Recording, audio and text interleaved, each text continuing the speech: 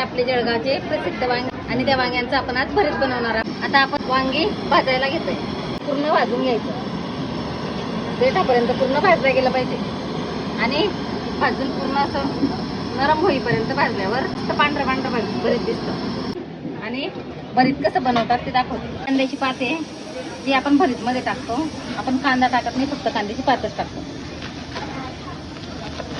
कांद्याची पात टाकून भरीत? हो, पहिल्यांदा बघतोय आम्ही.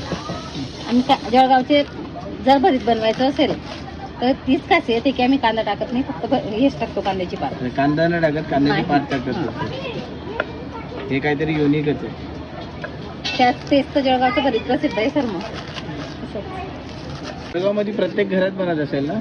जळगावमध्ये बऱ्याच ठिकाणी बनतात, हा. पण प्रत्येक जण सारखंच नाही बनवत. सगळ्यांची पद्धत वेगवेगळी आहे.